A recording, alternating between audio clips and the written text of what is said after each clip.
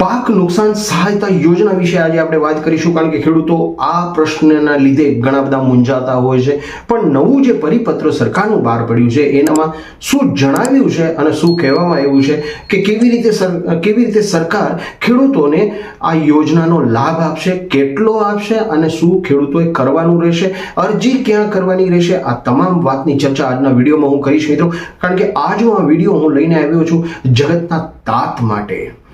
પણ મિત્રો, વિડીયો શરૂ કરવાથી પહેલા હું તમને એક વાત જણાવી દઉં કે ટૂંક સમયમાં જ આ ચેનલમાં અમે સબસ્ક્રાઈબર જેટલા પણ છે એમની માટે એક એવી યોજના લઈને આવી રહ્યા છીએ. એમ સમજો કે ઇનામનો પેટારો લઈને આવી રહ્યા છીએ કે એ લોકો કોમેન્ટ કરે અને એનામાંથી અમે આપશું ઇનામો એમને.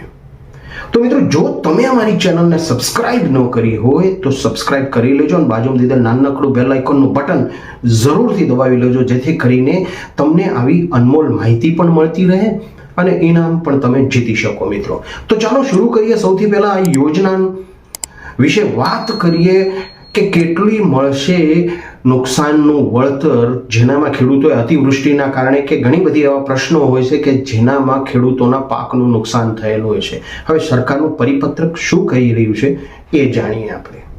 આ યોજનાનું નામ છે કુદરતી આપત્તિઓના કારણે થતા પાક નુકસાન માટે ખેડૂતોને સહાય. સરકારના પરિપત્રકમાં જે ઠરાવ મંજૂર કરવામાં આવ્યો છે એ વાતની આપણે પહેલા સર્વપ્રથમ તો ચર્ચા કરી લઈએ, એટલે તમને પણ બધું ક્લિયર થાય, વાત એકદમ આરીસા જેવી ચોખ્ખી વાત થાય કે શું સરકારે ઠરાવ કર્યો છે મિત્રો.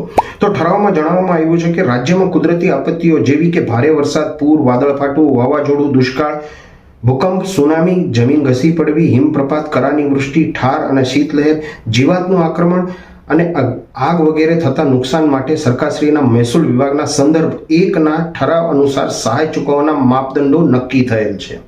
રાજ્યમાં જ્યારે ઉપર જણાવેલ કોઈ કુદરતી આપત્તિથી ખેતીના પાકોને નુકસાન થાય ત્યારે ખેડૂતોને નુકસાન બાબતનો સર્વે સંબંધિત જિલ્લા તંત્ર મારફત કરાવી તેની વ્યાજબી ચકાસણી ખરાઈ કરાવી સદરુ ઠરાવનો ધોરણા મુજબ મંજૂરી આપી મળવાપત્ર સહાય લાભાર્થીઓને ચૂકવવાની રહેશે અને ઠરાવની જોગવાઈ મુજબ સર્વે પૂર્ણ થયા બાદ પ્રાથમિક નુકસાનીના અંદાજ મુજબ કેલેમિટી રિલીફ ફંડ એટલે કે CRF નોર્મ્સ અન્વયે ક્રોપ ઇનપુટ સહાય આપવામાં આવશે.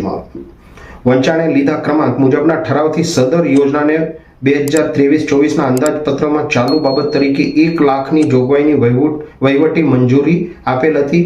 વંચાણે લીધા ક્રમાંક 3 મુજબના પત્રથી ખેતી નિયામક શ્રીએ સદર યોજનાની વર્ષ 24-25ના અંદાજપત્રમાં થયેલ 1 લાખની જોગવાઈની ટોકન જોગવાઈને વહીવટી મંજૂર આપવા દરખાસ્ત રજૂ કરેલ છે. અને પછી આ વહીવટી તંત્રને અરજી કરેલી હતી, પણ ત્યારબાદ એટલે કે 24-25 પછી શું નક્કી થયું, કેટલું આપવું, 1 લાખ આપવા, વધુ કરવા, શું કરવા, એ આપણે આગળ જોઈએ મિત્રો. હવે ઘણીવાર એવું બધું બનતું હોય છે કે એક જ ખેતીમાં ઘણા બધા ખાતેદારો હોય છે. એવામાં સરકારે શું કહ્યું છે? તો સરકારે કહેલું છે કે આ યોજના અંતર્ગતની સહાય ખેડાણ હેઠળના ખાતા દીઠ ગામ નમૂના નંબર 8 દીઠ 1 લાભાર્થી તરીકે ગણવાની રહેશે અને ખાતામાં 1 થી વધુ ખેડૂતોનો સમાવેશ થતો હોય તો આ તમામ ખેડૂતો પૈકી કોઈ એક જ ખેડૂતને સહાય મળશે અને તેણે ખાતાના અન્ય ખેડૂતોનું સંમતિપત્ર અથવા સરકારશ્રી નિયત કરે તે પુરાવો આધાર રજૂ કરવાનો રહેશે મિત્રો. હવે કેટલું મળશે આ નુકસાન સહાય વળતર એ આપણે આગળ જોઈશું, પણ એક વાત તમને કહી દઉં મિત્રો કે આ જે પણ વળતર તમને મળશે ને એ સીધી તમારા બેંક અકાઉન્ટમાં આવશે, જે બેંક અકાઉન્ટ તમે આની સાથે અટેચ કરેલું હશે મિત્રો. ઠીક છે. હવે 2 મહત્વની વાત હું તમને આનામાં હું કરી દઉં. સર્વપ્રથમ તો સરકાર શું કહે છે? સરકાર કહે છે કે આ યોજનાનો લાભ સરકારી, સહકારી કે સંસ્થાકીય જમીનધારકોને મળવાપાત્ર રહેશે નહીં અને આ યોજના હેઠળ ખાતેદાર ખેડૂત એક કરતાં વધુ ખાતા ધરાવતા હશે તો પણ એકવાર જ સહાય મળવાપાત્ર થશે. આ યોજના અંતર્ગત સહાય કે આધાર નંબર દીઠ એકવાર જ મળવાપાત્ર રહેશે. આધાર નંબર ન મેળવેલો હોય તો આધાર એક્ટમાં નિયત કરેલ જોગવાઈ મુજબ જરૂરી પુરાવા થયે સહાય મળવાપાત્ર થશે મિત્રો. તો આ 3 મુદ્દા ખૂબ જ મહત્વના છે કે સરકારી જે પણ હશે એને આ લાભ નહીં મળે મિત્રો. હવે તમારે અરજી કેવી રીતે કરવાની રહેશે? તો અરજી છે ને એ ઓનલાઈન કરવાની રહેશે. પણ સરકાર શું કહી રહ્યું છે? સરકાર કહે છે કે ઓનલાઈન અરજી કરવાનું અને મંજૂરી આપવાનું પ્રાવધાન રાખવાનું રહેશે.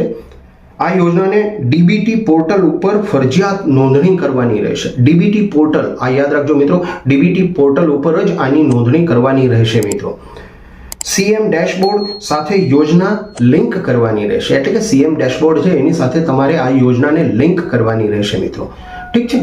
હવે આની સાથે તમારે શું શું જોડવાનું રહેશે? તો એક તો આધાર કાર્ડ છે, એક બેંકની તમારે પાસબુક છે અથવા રદ ચેક હોય, અને 7/12નો દાખલો હોય મિત્રો. આ 3 વસ્તુ તો બહુ જ જરૂરી છે. બીજું બધું જે પાછળ મેં તમને જણાવ્યું એ પણ તમારે જોડવાનું રહેશે મિત્રો. તો આવી રીતે આ સહાય મળે છે. હવે આ વખતે સહાય 1 લાખની જગ્યાએ 1.5 લાખ રૂપિયાની કરવામાં આવી છે મિત્રો. તો આ હતી પાક નુકસાન સહાય વળતર યોજના સરકારની, જેનામાં ખેડૂતોને મળી રહ્યા છે 1.5 લાખ રૂપિયા, જે મંજૂર થયેલ છે મિત્રો.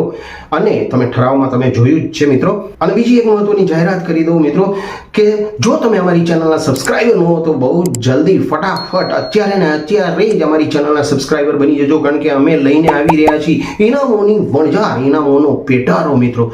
તો ફટાફટ પહેલા સબસ્ક્રાઇબ કરી લો અને બાજુમાં દીધેલ નાનકડું બેલ આઇકોનનું બટન સૌથી પહેલા દબાવી દેજો, કારણ કે આવા જ મહત્વપૂર્ણ માહિતીઓ સાથે અમે વિડીયો બનાવી રહ્યા છીએ. અને હવે તો અમે ઇનામોની વણઝાર પણ કરીશું મિત્રો. કેવી રીતે આનામાં ભાગ લઈ શકશો એ પણ હું તમને આગળ જણાવીશ જ મિત્રો, આગળના નેક્સ્ટ વિડીયોમાં. પણ ફરી મળીશું નવી માહિતી સાથે, નવા ટોપિક સાથે, નવા પ્રશ્નો સાથે. ત્યાં સુધી જય શ્રી કૃષ્ણ, ધન્યવાદ, જય હિન્દ.